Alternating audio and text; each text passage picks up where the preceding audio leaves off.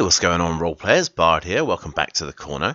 So I wanted to do a follow-up video on my True Assassin build because I wanted to try a few variations and throw out a few different ideas, and I wanted to include some monk levels so that people could have just another variation.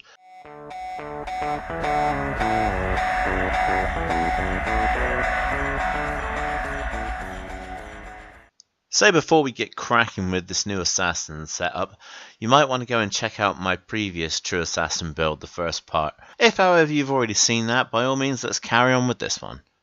So by now you've probably worked out that the best thing for the Assassin is to set up the surprise, get as many attacks as possible and as many damage dice as she can on all her attacks. The benefit of being a monk is that you're actually going to get that extra attack for free, because as part of your martial arts, you can use a bonus action to get an additional unarmed attack. You can also use flurry, and as well as that, you're going to get an extra attack at level 5 anyway. So it looks like you've got a lot of attacks that you can use.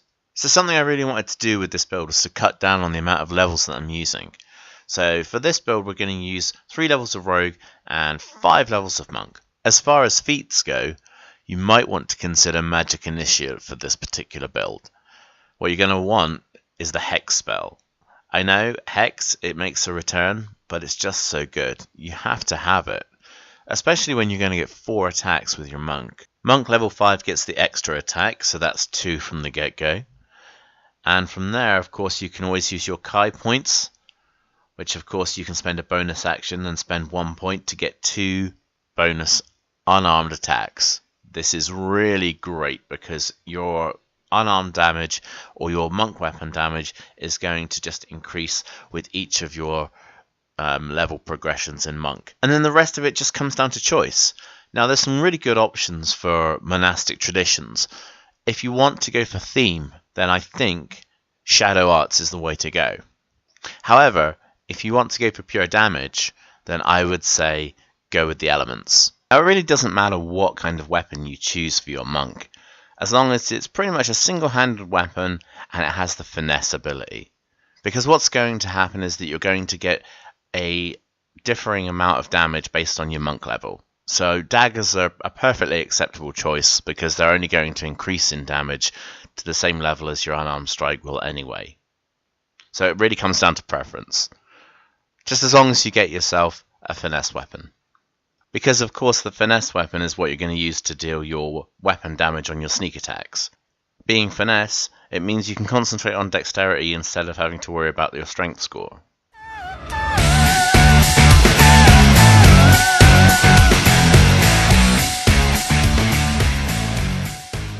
So I'm going to suggest that you go for Fangs of the Fire Snake. This is obviously going to be something you can apply to all of your unarmed attacks. It's probably going to burn through a lot of your key points, but it's totally worth it because obviously you want to get as much as you can in the initial surprise round. The other really nice benefits of Fangs of the Fire Snake is obviously going to be the reach, which will allow you to attack from some relative safety, and the fact that it does fire damage instead of bludgeoning, so you'll also have the option to then bypass certain resistances by just going for the opposite resistance. So obviously if you're fighting some kind of bludgeoning resistant creature, you can then attack it with a fire spell and obviously vice versa. The principal strategy in this is obviously going to be the same as in my previous video. What you're going to want to do is from your hidden position, cast Hex on the target that you want and then get into the most advantageous position you can. Then when your actual surprise round starts, you bust out as many flaming fists as you possibly can. You're going to go for at least 1 normal weapon attack. This is going to get you sneak attack damage.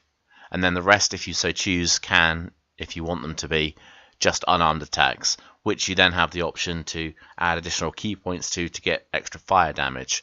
So what you're going to essentially get is unarmed damage rolled, fire damage roll, hex damage roll, and all of that doubled up. So you're going to deal massive amounts of damage in the initial hit. Just be considerate also of how many key points you're actually spending, because you are probably going to want to keep hold of 1 or 2 just so that you can activate your flurry of blows again.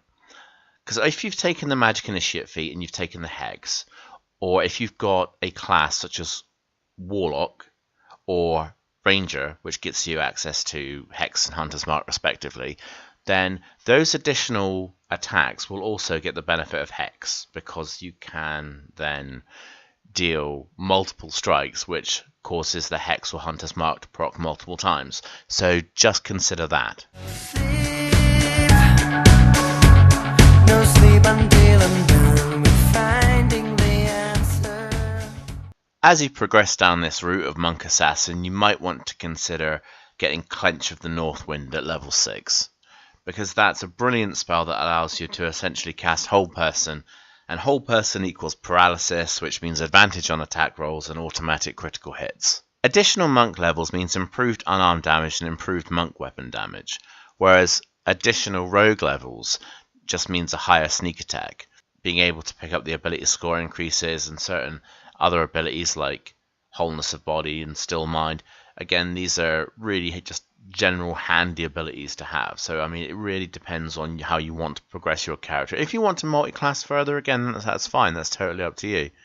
But just consider the theme of your character as well. The idea behind this build was that you didn't go too far down the rabbit hole with cherry-picking too many classes, like we did the first time around, so that you get a very nice cohesive theme going. Ultimately, however you choose to progress your character, you always want to take into consideration the reason why you went for Assassin in the first place, and that's because you want to make use of the Assassinate ability.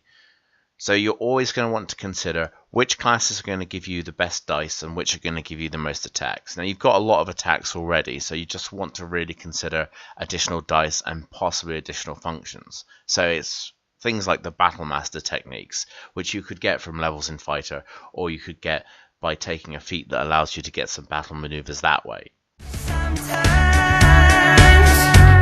I feel like going down and so disconnected. One thing I did forget to actually make a note of in my previous video was what race to pick for your assassin. Now, pretty much human is the gold standard because you can get an extra feat just from the beginning, so it's a really good choice. But you also want to consider things like Lightfoot Halfling.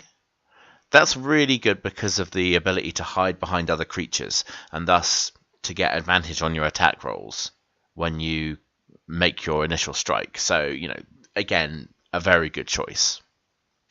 Also, the lucky ability is really nice because if you're attacking with some advantage anyway and you do happen to get a natural 1, the way it reads to me is that you would actually get to re-roll that and possibly get a better roll that way as well. So your attack should be really, really accurate, at least if I'm reading it correctly.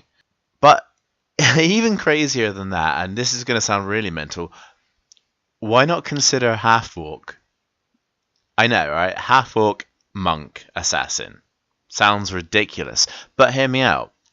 What you've got is a creature that gets an additional dice every time it gets a critical hit with a weapon. Now, as an assassin, you're going to be getting critical hits on your surprise round all the time, so all your weapon attacks are going to be increased.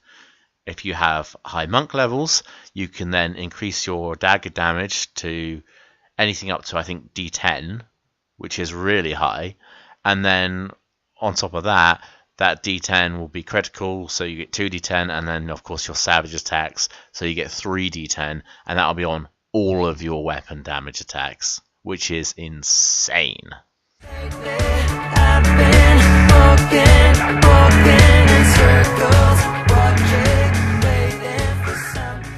Now, of course, D&D is going to be one of those games where you have to work together. It's a teamwork game, you know. It's about cooperation and working together. So you're going to want some additional spells from some of your party members.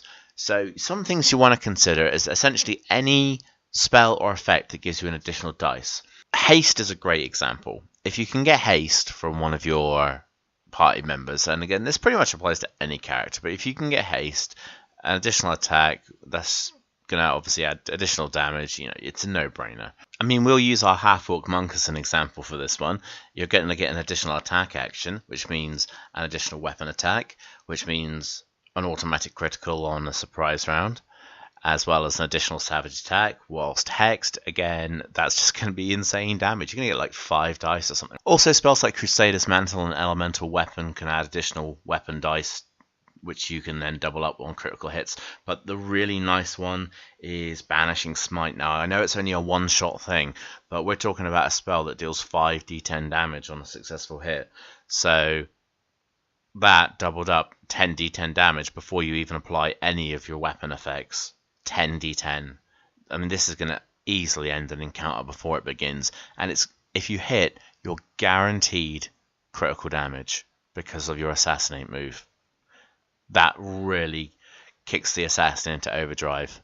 And of course, if you've even got that yourself, say for example you multi-class into Bard, went Bard Assassin or Monk Bard Assassin, or whatever you want, that's just ridiculous.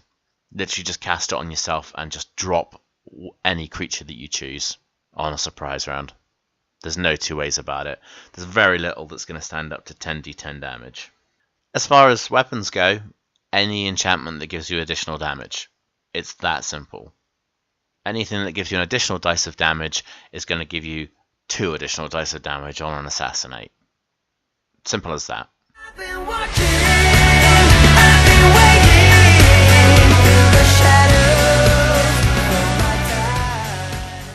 So some assassin variants there that you can take advantage of. Hopefully you enjoyed this video and you'll get a little something out of it. There'll be little bits and pieces from the 2 videos that you can apply to each other, so try to make use of that. If you have any success with any of these builds or similar ones, I'd love to hear about them. Leave comments down below, leave likes, get subscribed to the channel if you haven't already done so, because it would be great to have you following these videos and adding your input and helping all the other people who are subscribed, because they're going to want to hear your opinion too, I'm sure of it. And I will see you guys next time at the gaming table.